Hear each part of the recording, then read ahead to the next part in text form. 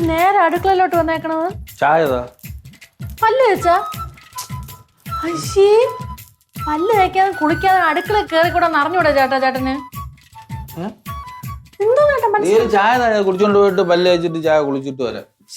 ചേട്ടാ അടുക്കള എന്ന് പറഞ്ഞാൽ ചെറിയൊരു അമ്പലം പോലെയാണ്, അതറിയാമോ? അതെനിക്കറിയണ്ടായിരുന്നു. അവിടേക്ക് കുളിക്കാതെ ഒന്നും കേറിക്കൂടാ, അത് ആദ്യം മനസ്സിലാക്കും. അത് ശരി. ചേട്ടൻ ഇടത്ത് വാക്കാണ് എണീറ്റത്. ഞാൻ ഏതോ ഒരു വാക്കെണീറ്റ് നീ ഒരു ചായ ഇത്രയും പ്രസംഗം അടിക്കാതെ. ഇടത്ത് വാക്കാണ്. അവിടെ തുടങ്ങി ദോശ, അവിടെ തുടങ്ങി കണ്ട ദോശയും കിണ്ടണം. എണീറ്റിന്റെ ദോഷത്തിൽ ദോശ കിട്ടിപ്പോയാ? ചേട്ടാ ഇറങ്ങ്, ദോശയൊക്കെ കിണ്ടണം ചേട്ടാ, ഇറങ്ങ്. നീ ഇത്രയും പറയേണ്ട ആവശ്യമില്ല, ഒരു ചായ തന്നാ പോരി. ഓരോ വാട്സാപ്പ് ഗ്രൂപ്പ് വരണം, ഓരോ മെസ്സേജ് എടുത്ത് വെച്ചിട്ട് അടിച്ചു വിട്ടോണ്ടിരിക്കും. കൊള്ളാം ചേട്ടാ, വാട്സാപ്പ് ഗ്രൂപ്പ് ഒന്നുമല്ല, ഇതെല്ലാം പണ്ടത്തെ ആൾക്കാർ പറയുന്ന ഓരോ കാര്യങ്ങളാണ്, ഇതിലൊക്കെ സത്യമുണ്ട്. പണ്ടത്തെ ആൾക്കാർ നിനക്ക് ഒന്നും പറഞ്ഞു രാത്രി? നോക്ക്, ദോശ പറഞ്ഞില്ല, നോക്ക്. ഞാൻ ഒറ്റ ഇടിച്ചെന്നല്ലോ ചായ ഇടറി. ചേട്ടാ എന്താ ചേട്ടാ പറഞ്ഞാ മനസ്സിലാകാത്ത ചേട്ടന്? എന്താണ് ബഹളം? എന്റെ അച്ഛൻ ഞാൻ ഒരു ചായ ചോദിച്ചു, അവൾ ഇത്ര നേരത്തുള്ള ഒരു പഴമ്പഴാണ് അവിടെ അടിച്ചിരിക്കുന്നത്. എന്തോന്ന് പഴം? പുരാണം. ഓ പറഞ്ഞു, ഞാൻ നാക്ക് പഠിക്കാത്തതിന്റെ ആയിരിക്കും. എന്റെ മാമ ഈ കോലം നോക്ക്, കുളിക്കാതെ പല്ല് തേക്കാതെ കേറി വന്നേക്കണം അടുക്കളയില്.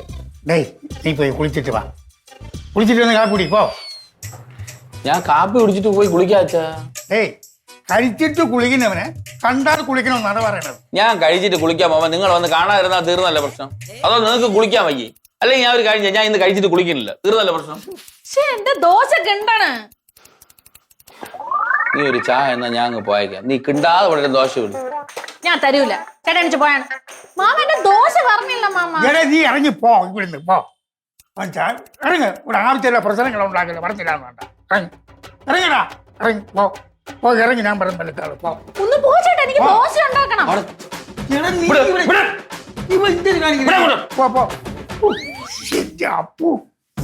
ഇവന്റെ കാര്യം തുടക്കം തന്നെ മോശമായി. നോക്ക്, ദോശ പറഞ്ഞില്ല, ഇതെല്ലാം ദോഷമാണ്. നീ ചായ ഇട്ടില്ലല്ലേ? ദോശ ഉണ്ടാക്കണം. കണ്ട് ഞാൻ പോണം. ഓ എനിക്ക് വയ്യേ.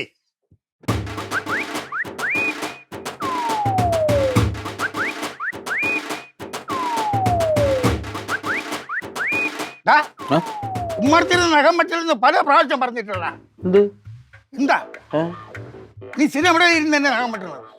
പിന്നെ എവിടെ പോയി തൊട്ടേ? അതിനെ വീട്ടിൽ വഴക്ക് മാറാത്തത് ഇത് പറയാനായിട്ട് ഇപ്പൊ എവിടെ വന്നത്? ഓഹോ, നിന്റെ അടുത്ത് എന്തിനു പറഞ്ഞാലും നീ നിന്റെ തലയിൽ എന്തൊരു എന്ത് പ്രശ്നം എന്ത് ഇപ്പം? നമ്മള് പറഞ്ഞത് നീ മനസ്സിലാക്കൂലടാ. അച്ഛാ പിന്നെ എവിടെ ഇരുന്നാ പറ്റോ? റോഡിൽ പോയി വെട്ടണ്ട. എന്റെ അടുത്ത് റോഡിൽ പോയി ഇരുന്ന് വെട്ടാൻ പറഞ്ഞു. പിന്നെ വീട്ടിനകത്ത് വെട്ടിയാ വല്ല ആഹാരത്തിൽ ചെന്ന് വീഴൂലേ? എടാ ഇവിടെ ഇരുന്ന് വെട്ടലെന്നാണ് ഞാൻ പറഞ്ഞത്. ഒരു കാര്യം ചെയ്യാം, ഞാൻ അച്ഛന്റെ വർക്ക്ഷോപ്പ് വന്നിട്ട് വെട്ടാം. എന്തിനീ അവിടെയും കൂടെ മുടിപ്പിക്കാനാ? അപ്പൊ ഞാൻ പിന്നെ നാം വളർത്തിക്കൊണ്ട് നടക്കണ്ട, യക്ഷിയെ പോലെ വളർത്തിക്കൊണ്ട് നടക്കണ്ട. പിന്നെ ഓരോരുത്തരും വെട്ടാക്കൂലി ഈ വീട്ടില്? നാം വെട്ടാൻ മനുഷ്യൻ സ്വാതന്ത്ര്യം ഇല്ല ഇവിടെ? കൊള്ളാമല്ല.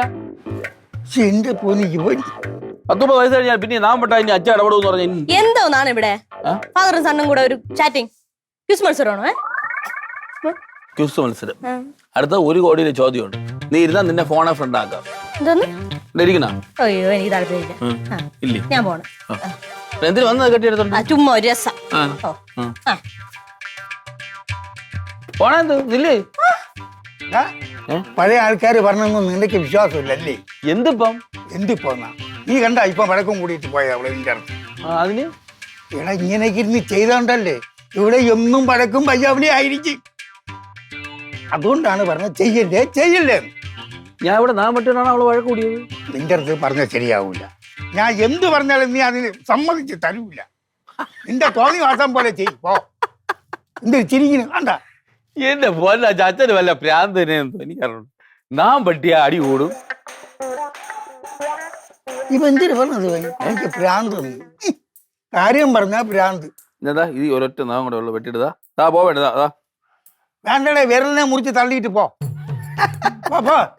ചിരിക്കണ്ട. ഡാഡി ഒരേ തഗ്ഗി തന്നെ. ഞാൻ പോണ്.